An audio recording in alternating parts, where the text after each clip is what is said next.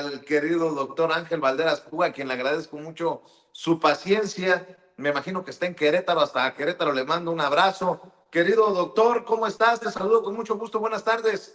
Efectivamente, Vicente, pues muchos saludos aquí desde la ciudad de Querétaro, ya preparándonos para estar el martes en el Zócalo, acompañando a la doctora Claudia Sheinbaum, primera presidenta de México. Vamos miles de gente de Querétaro y estamos cerca de Ciudad de México. Es un día no laborable y bueno, pues estamos ahí de plácemes y escuchando pues todo el análisis desde la mañana, Vicente, de los comentarios de Manuel, de Paco Cruz, de Jaime Hernández, muy movimentados a nivel internacional, a nivel nacional, nosotros aquí a Querétaro a nivel estatal. Imagínate, ayer estuve, y tiene que ver con a nivel nacional, Vicente, porque fíjate, ayer estuve en la toma de posesión del nuevo Congreso Local de Querétaro. Te acordarás que el Congreso de Querétaro no aprobó la reforma judicial. Correcto. En realidad no fue así porque nunca se ha consultado al Pleno sobre la reforma del Poder Judicial. Simplemente en comisiones se rechazó el dictamen, pero no se pasó al Pleno. Somos un Congreso pequeño, las comisiones son 3, 2 panistas y 1 de Morena, entonces digamos que 2 diputados locales votaron ahí. Pero lo interesante y que tiene que ver con la hipocresía que el presidente de la República achaca siempre a la derecha, en este caso al PAN, es que ayer en el Teatro de la República, ese recinto famoso recientemente donde la señora Norma Piña, de manera maleducada y grosera, no se levantó ante otro poder del mismo plano, bueno, pues fue la toma de protesta de los diputados. 14 de 25 son de la coalición Seguiremos Haciendo Historia. 11 de Morena, 2 del Verde, 1 del PT. Y los panistas, el PRIAN, son 10. Y queda una de MC. Bueno, pero ¿qué es lo que tiene que ver aquí con los panistas y con estas posiciones? La de Marco Cortés pidiendo la intervención abierta de Estados Unidos, la de Felipe Calderón, lamiéndole las patas al rey de España, Zángano, el rey de España. Es la doble hipocresía, es la hipocresía, es la doble cara. Porque fíjate que aquí pierde el Congreso los panistas el 2 de junio y sin ninguna legitimidad, pero sin ninguna legitimidad, aprovechan su mayoría calificada, que ya iban de salida, para modificar la ley orgánica del Congreso, para nombrar a un fiscal carnal, para nombrar a un fiscal anticorrupción carnal, para nombrar jueces, magistrados. Ayer, entre ayer y hoy, nombraron al nuevo presidente del Tribunal Superior de Justicia. Todo esto, Vicente, para que veas qué tan marrulleros son los panistas, todo esto antes de que tomara posesión el nuevo Congreso, porque ya no van a tener, no digamos la mayoría calificada, no, ya ni siquiera la mayoría. Y fue verdaderamente patético ver ayer al decano, un cuate que se llama Antonio Zapata, en la sesión, tomar la protesta a los diputados y violentar el orden del día. El orden del día de ayer, Teatro de la República, Querétaro, pero así actúan los panistas en Chihuahua, en Guanajuato, en Aguascalientes, no sometió a votación la integración de la mesa directiva porque no tenían los votos suficientes. Así actúan los panistas cuando están en el poder, Vicente, violentando todos los reglamentos. El decano no podía, porque no es el presidente de la mesa directiva, él no podía convocar a un receso, no hay razones legales para convocar un receso, y fue verdaderamente patético ver terminar esta ceremonia de manera abrupta, sin que se eligiera la mesa directiva. Entonces el Congreso de Querétaro ya tomaron protesta los diputados, pero no tiene mesa directiva, que será hasta el 2 de octubre. Eso, Vicente, es porque los que tenemos gobiernos panistas seguimos viviendo su hipocresía, se van y se quejan a nivel nacional de las mayorías calificadas, de que no se discute, etcétera, pero ellos, en su ámbito, permanentemente violan los reglamentos, acomodan las cosas ahí, están apanicados porque saben que es muy probable que pierdan la gubernatura del estado en 3 años. Y en ¿Y esas cómo, andamos acá, Vicente. y cómo ves el cierre de sexenio histórico, Andrés Manuel López Obrador, que va a dar pie a otro sexenio histórico con la doctora Claudia Sheinbaum, querido Ángel? Oye, pues denme chance de compartir pantalla, Vicente, porque me parece relevante que tengamos la oportunidad de ver muy rápido esta cuestión de que en el sexenio, mira, no podemos, nadie puede realmente revisar, digamos, eh, o hacer un balance del sexenio. Y yo te comparto esto que he conservado desde hace tiempo, porque es una encuesta que hace Consulta Mitofsky apenas pasado el proceso electoral. Fíjate, estamos hablando de julio de 2018, 10 días después de la jornada electoral. Hay que recordar que Andrés Manuel gana las elecciones con el 52% de los votos. Bueno, ¿cómo termina el sexenio? Bueno, ¿cómo comenzó? Si nos fijamos, y estos datos que qué bueno que los conservé, en términos de los sentimientos que provocó el triunfo de Andrés Manuel en 2018, alegría, felicidad, satisfacción, seguridad, tranquilidad, confianza, estamos en un orden que entre el 58 y el 63% después del triunfo de la elección, tuvieron sentimientos positivos hacia la llegada de Andrés Manuel a la presidencia. Pero por él votaron solamente el 52. ¿Qué quiere decir, por ejemplo, de todos los que tienen satisfacción o alegría? Alegría, alegría. Votaron 52. Sin embargo, un 10% adicional señalaba que les gustó que ganara Andrés Manuel, aunque no votaron por él. Y de una vez aprovecho para señalar que hace 6 años, pues la gente consideraba, estaba esperanzada a que mejorara la seguridad, la economía, la política. Y por último, que un 61% quería ver resultados en un año. Ok, yo creo que no se puede revisar el cierre de este sexenio sin revisar cómo comenzó. Tendríamos que votó por Andrés Manuel un 52%, pero tuvo una aceptación inmediata de 10 puntos adicionales, un 62%. Bueno, ahora quiero compartir con el público de Sin Censura este de Polls MX, que yo siempre hice referencia en el proceso electoral, pues porque es un concentrado, lo voy a ampliar, aquí ya le amplié, para ver de enero de 2019 a julio de 2024. Para mí todo el primer periodo está distorsionado por lo que ya había comentado. Yo no veo que Andrés Manuel hubiera tenido una aceptación arriba del 90% iniciando, sino más bien, como señalaba Consulta Mitofsky, partió con una aceptación del 62%. Ganó con el 52%, tuvo una aceptación del 62%, pero se mantuvo.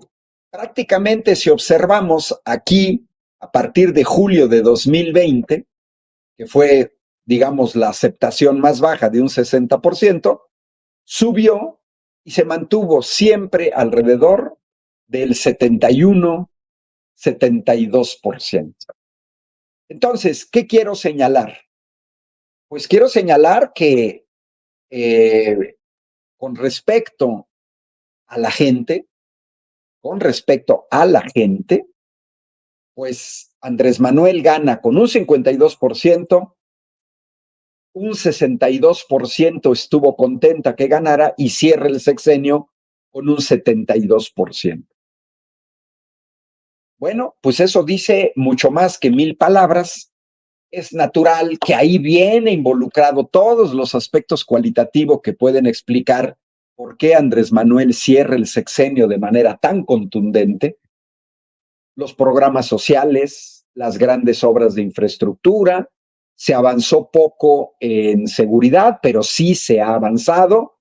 Hoy con la cuestión de la Guardia Nacional, esperamos que esta situación mejore, pero para todos, incluso la lucha anticorrupción, la política, las políticas públicas, que todo lo hemos visto, bueno, pues hemos visto que esto se ha mejorado. Y en la mañanera de esta semana, el mismo presidente presentó la encuesta de la empresa Encol, en donde la aprobación de Andrés Manuel es del 77%, y que además es interesante, dice Felipe que quiere ver a mi gato como siempre está aquí a un lado, Titus, porque viene desglosado, y si vemos tanto en hombres como en mujeres, como en todos los rangos de edad, e incluso por afinidades partidistas, que ahí la pregunta la hicieron en 3 niveles, pro Morena, panistas y apartidistas. Vean cómo incluso en afines al PAN hay aprobación para Andrés Manuel López Obrador. Lógicamente, no forman parte de ese 76 en verde del PAN, pues Margarín Zavala, Marco Cortés, Ricardo Anaya, Kenia López Rabadán, Lili Telles, no. Ellos están en ese 24% rojo de desaprobación del presidente, pero pues estamos hablando de, no exageramos, pero sí, más de las 2/3 partes del país aprobamos el trabajo en este sexenio de Andrés Manuel López Obrador y andamos casi cercanos a las 3/4 partes.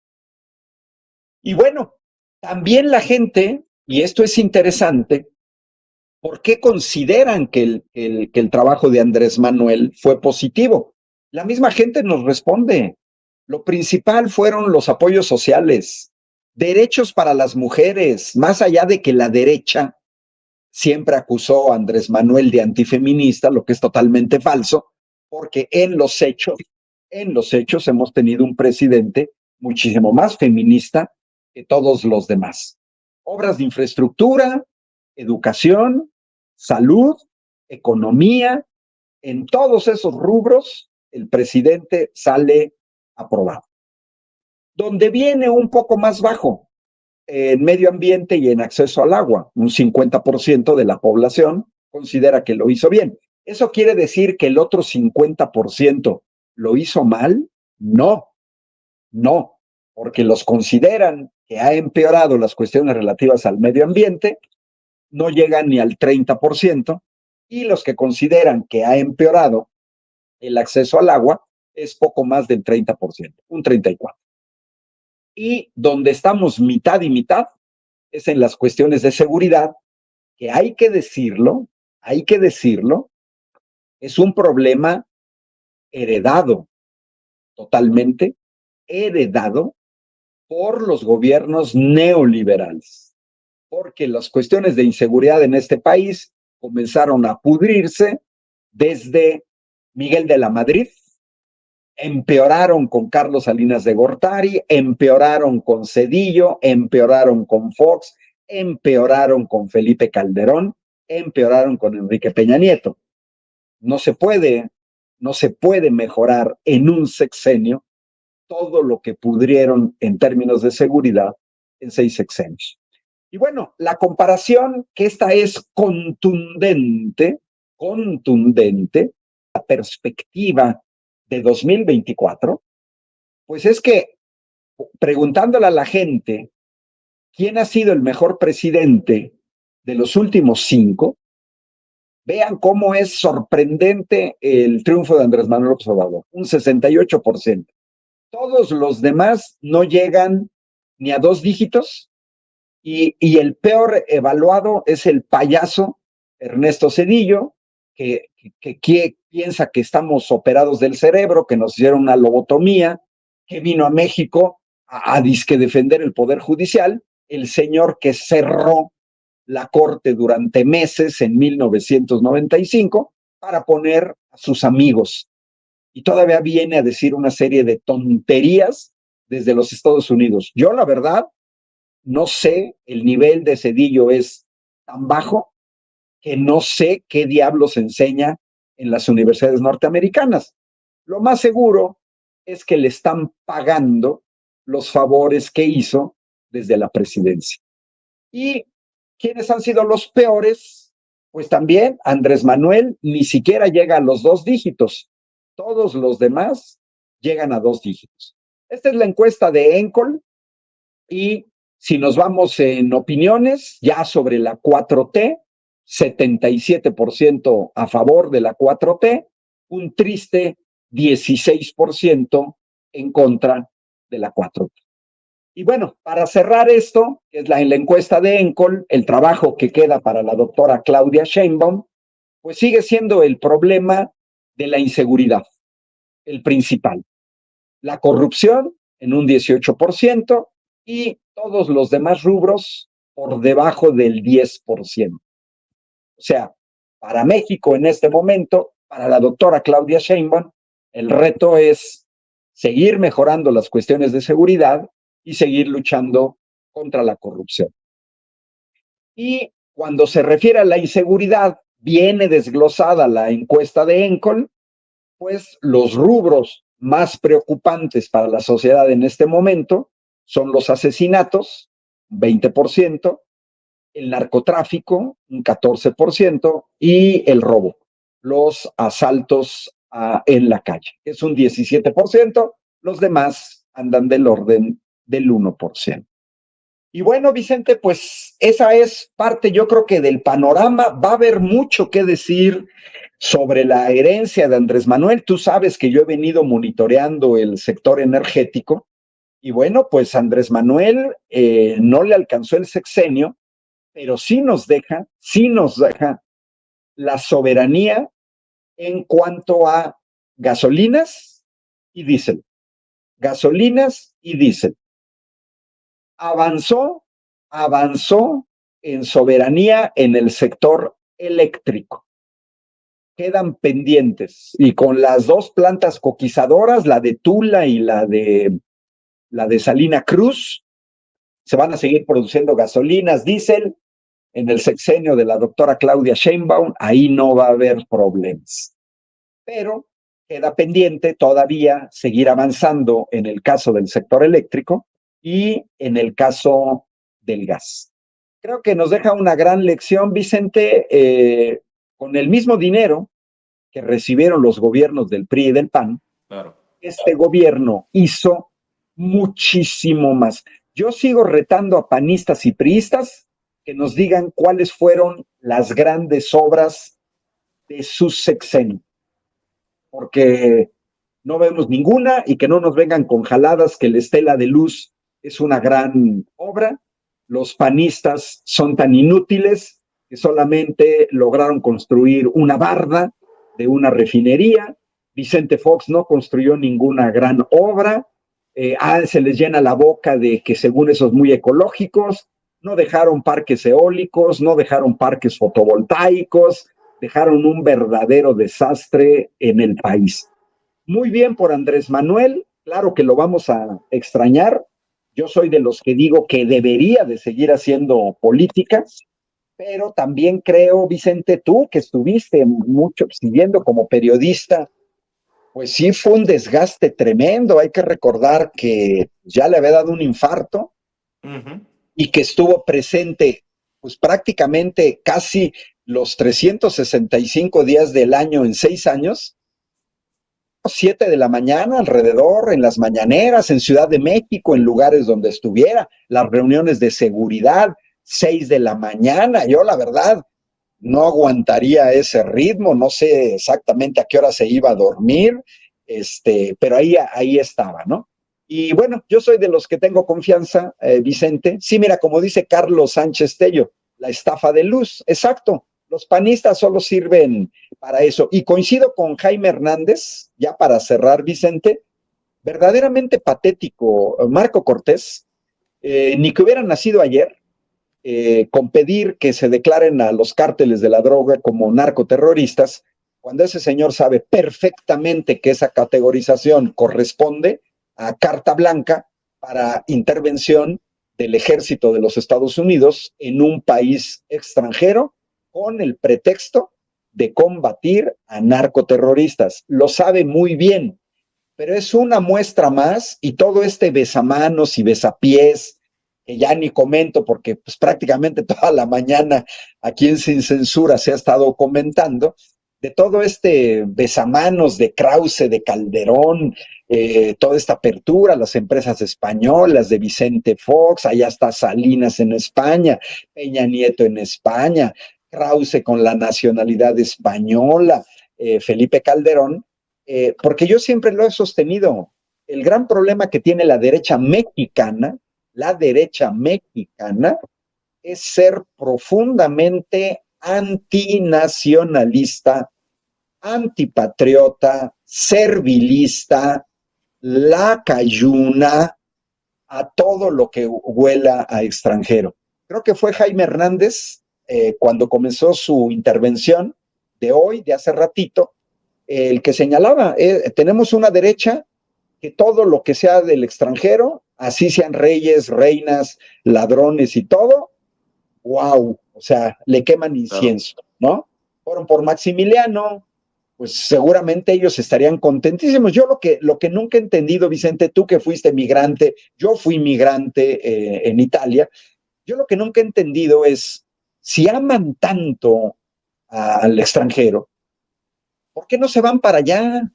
Como decía Víctor Jara en aquella canción, que se vayan a Miami con sus tías. Entonces creo que Ricardo Anaya, Marquito Cortés y toda esa ralea que ya se convirtieron en un mini grupúsculo, pues que se vayan a Miami con sus tías, a ver si es cierto que los aceptan y que ganan el dinero que ganan aquí en México, claro, sin trabajar.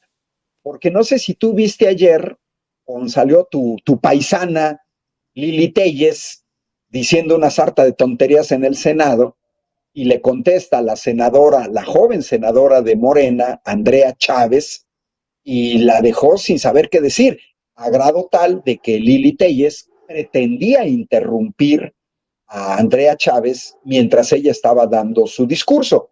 Y entre otras cosas, Andrea Chávez señalaba justamente que ella, a diferencia de Lili Telles, ella ganó una elección y ha sido la persona más votada en Chihuahua.